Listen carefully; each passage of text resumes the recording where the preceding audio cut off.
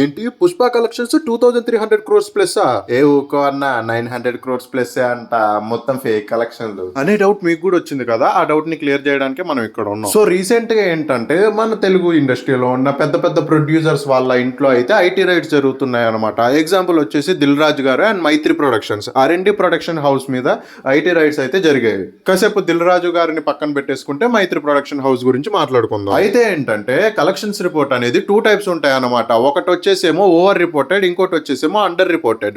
Over reported అంటే ఏంటంటే తక్కువ కలెక్షన్స్ వచ్చినా కానీ మూవీ హిట్ చేయడానికి ఎక్కువ కలెక్షన్స్ వచ్చాయని బ్యానర్లు వేయటం అది ఇది చేయటం. అదే అండర్ రిపోర్టెడ్ ఏంటంటే ఎక్కువ కలెక్షన్స్ వచ్చినా కానీ ట్యాక్స్ నుంచి తప్పించుకోవడానికి తక్కువ చెప్పుకోవటాన్ని అండర్ రిపోర్టెడ్ అంటారు. ఇప్పుడు ఏంటంటే 900 క్రోర్స్ వచ్చాయని కొన్నిటికాడ స్ప్రెడ్ అయిందనమాట. ఇంకా ఈ విషయం ట్రోలర్స్ కి తెలిసిన బట్టి ఇంకా ట్రోలర్స్ ఆగుతలేరు అనమాట. వాళ్ళకి నిజమో అబద్ధం అని వాళ్ళకి ఏం సంబంధం లేదు.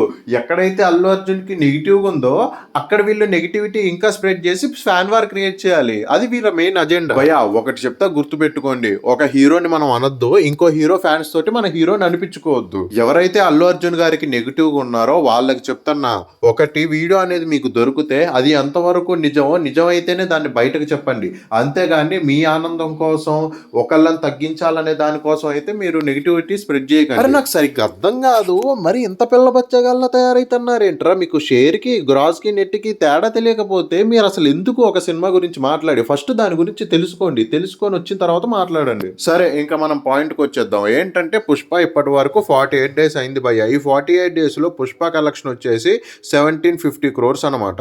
అయితే నేను స్టార్టింగ్ లో under reported and over reported concept చెప్పాను కదా, అది ఇప్పుడు మాట్లాడడానికి. ఏంటంటే పుష్పలో కొంత అండర్ రిపోర్టెడ్ అనేది అయితే జరిగిందంట. లైక్ ఏంటంటే ఇన్కమ్ ట్యాక్స్ ని కొద్దిగా కవర్ చేయడానికి పుష్పకు వచ్చిన యాక్చువల్ కలెక్షన్స్ వచ్చేసి 2300+ క్రోర్స్ అనమాట. అయితే మైత్రి మూవీ మేకర్స్ అనేటోళ్ళు వాళ్ళు అఫీషియల్ గా అనౌన్స్ చేసింది అయితే 1750 క్రోర్స్ ప్లస్.